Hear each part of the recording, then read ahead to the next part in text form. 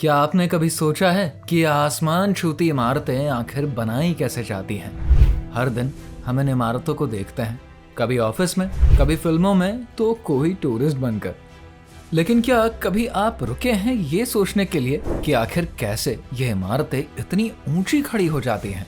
आखिर क्यों हर देश अपनी सबसे ऊंची बिल्डिंग को गर्व से दिखाता है? और सबसे हैरानी की बात, भूकंप, तूफान या तेज हवाएं भी इनका कुछ बिगाड़ नहीं पाती। इन इमारतों की नींव सिर्फ कंक्रीट में नहीं होती है, बल्कि महीनों की प्लानिंग, बारीक इंजीनियरिंग और हाईली एडवांस तकनीक में होती है। हर एक फ्लोर, हर एक बीम, हर एक शीशे के पीछे छिपी होती है एक साइंटिफिक सोच और इंसानी मेहनत की अनोखी कहानी। आज के इस वीडियो में हम जानेंगे कि कैसे बनती है एक गगनचुंबी इमारत, उसकी नींव से लेकर उसकी चोटी तक, और साथ ही समझेंगे कि क्या वाकई में आसमान तक पहुंचना इंसान के लिए अब सपना नहीं रहा। तो चलिए शुरू करते हैं। किसी भी ऊंची इमारत को बनाने की शुरुआत होती है एक सटीक और सोची समझी प्लानिंग से। सबसे पहले ये तय किया जाता है कि इमारत का मोटिव क्या होगा। क्या ये ऑफिस बिल्डिंग होगी, रिहायशी अपार्टमेंट्स होंगे, होटल बनेगा, या फिर मिक्स्ड इस्तेमाल करने के लिए इमारत तैयार होगी जिसमें दुकानें, ऑफिस और घर एक साथ हों। इस मोटिव के आधार पर प्रोडक्शन के लिए सही जगह को चूज किया जाता है। साथ ही जगह चुनते समय कई बातों का ध्यान रखा जाता है, जैसे कि जमीन की मिट्टी कितनी मजबूत है, वहाँ का क्लाइमेट कैसा है, और क्या बुनियादी ढांचे जैसे कि सड़कें, बिजली और पानी की सुविधाएं मौजूद हैं। इसके अलावा जमीन की कंडीशन बहुत इंपॉर्टेंट होती है, क्योंकि ये इमारत की नींव को अफेक्ट करती है। जैसे कि अगर जमीन नरम या फिर रेतीली है तो नींव को खास तरीके से डिजाइन करना पड़ता है। इसके बाद बजट और समय की सीमा तय करी जाती है। ऊंची इमारतें बनाना बहुत महंगा काम है। इसमें लाखों टन इंग्रेडिएंट्स जैसे कि स्टील, कंक्रीट और कई सालों का समय लग जाता है। फिर आता है डिजाइन का स्टेज। आर्किटेक्ट इंजीनियर्स इमारत का ब्लूप्रिंट तैयार करते हैं। इसमें इमारत की ऊंचाई, आकार और बाहरी लुक को तय करते हैं। वहीं आजकल एडवांस टेक्निक्स का इस्तेमाल होता है, जैसे कि बिल्डिंग इंफॉर्मेशन मॉडलिंग यानी कि BIM। ये एक डिजिटल सॉफ्टवेयर है जो कि इमारत का 3D मॉडल बनाता है। इस मॉडल में हर छोटी बड़ी चीज जैसे कि दीवारें, खिड़कियां और पाइपलाइन डिजिटल रूम में दिखाई देती है। इससे डिजाइन में गलतियां कम होती हैं और सभी इंजीनियर्स और ठेकेदार एक ही नजरिए पर काम कर सकते हैं। वहीं डिजाइन बनाते समय एनवायरनमेंट का भी खासा ख्याल रखा जाता है और इमारत को ऐसा बनाया जाता है कि उसमें प्राकृतिक रोशनी और हवा का इफेक्ट ज्यादा से ज्यादा हो। इससे बिजली की खपत कम होती है और इमारत एनवायरनमेंट के अकॉर्डिंग बनती है। डिजाइन तैयार होने के बाद लोकल एडमिनिस्ट्रेशन से इजाजत लेनी पड़ती है। इसमें ऊंचाई की सीमा और सेफ्टी पैरामीटर्स का पालन करना होता है। अब बात करते हैं इमारत के नींव की, जो कि किसी भी ऊंची इमारत का सबसे जरूरी हिस्सा होता है। नींव इमारत को स्थिर रखती है और इसका सारा वजन संभालती है। ऊंची इमारतें बहुत भारी होती हैं क्योंकि उनमें सैकड़ों मंजिलें, हजारों टन इंग्रेडिएंट्स और लाखों लोग रहते हैं। इसीलिए नींव को बहुत मजबूत बनाना पड़ता है। वहीं अगर प्रोडक्शन साइट पर मजबूत चट्टान यानी कि बेडरॉक मजबूत है तो इंजीनियर गहरी खुदाई करके नींव को बेडरॉक से जोड़ देते हैं। इसके लिए स्टील या कंक्रीट के खंभों का इस्तेमाल होता है, जो कि इमारत का वजन बेडरॉक तक ले जाते हैं। बेडरॉक बहुत ही स्थिर होता है और इसमें हिलने की संभावना कम होती है, लेकिन कई जगहों पर बेडरॉक सतह के पास नहीं होता। ऐसी कंडीशन में पाइल फाउंडेशन का इस्तेमाल किया जाता है।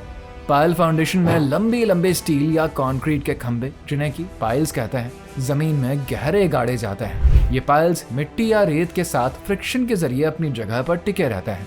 ये फ्रिक्शन इतना मजबूत होता है कि ये पाइल इमारत का भारी वजन संभाल लेता है। नींव बनाने के लिए लाखों टन कंक्रीट डाली जाती है। ये कंक्रीट कई हफ्तों तक सेट होने में समय लेती है ताकि वो पूरी तरीके से मजबूत हो जाए। नींव तैयार होने के बाद इमारत का ढांचा बनाना शुरू होता है।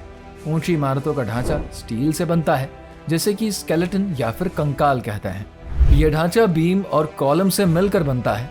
नींव तैयार होने के बाद इमारत का ढांचा बनाना शुरू होता है। ऊंची इमारतों का ढांचा स्टील से बनता है, जिसे कि स्केलेटन या कंकाल कहते हैं। यह ढांचा बीम और कॉलम से मिलकर बनता है, जिन्हें कि रिवेट्स और बोल्ट से जोड़ा जाता है। स्टील की सबसे बड़ी खासियत है कि यह दबाव और खिंचान दोनों को सहन कर सकता है। कंक्रीट केवल दबाव में अच्छा काम करता है, लेकिन स्टील की यह दोहरी ताकत इसे ऊंची इमारतों के लिए अच्छा बनाती है। इस स्टील के ढांचे का सारा वजन नींव तक पहुंचता है, जहां पर कंक्रीट इसे बराबर बांट देती है। स्टील का ढांचा बनने के बाद बाहरी दीवारें और खिड़कियां लगाई जाती हैं। ये दीवारें, जिन्हें की कर्टन वॉल सिस्टम कहते हैं, ज्यादातर सजावट और पर्यावरण से सुरक्षा के लिए होती हैं। हालांकि ऊंची इमारतों को कई नेचुरल फोर्सेस का सामना करना पड़ता है, जैसे कि तेज हवाएं और भूकंप। हवा का दबाव इमारत को हिला सकता है और उसमें दरारें डाल सकता है। इसे रोकने के लिए इंजीनियर कुछ तरीके अपनाते हैं, जैसे कि इमारत को एरोडायनामिक शेप दिया जाता है ताकि हवा का दबाव कम हो और वो आसानी से बह जाए।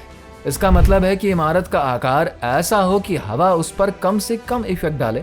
इसके अलावा ट्यून्ड मास डैम्पर, ये एक बड़े पेंडुलम की तरह होता है जो कि इमारत के ऊपर लगाया जाता है। जब हवा इमारत को एक तरफ हिलाती है तो ये डैम्पर ऑपोजिट डायरेक्शन में हिलकर उस फोर्स को बेअसर करता है।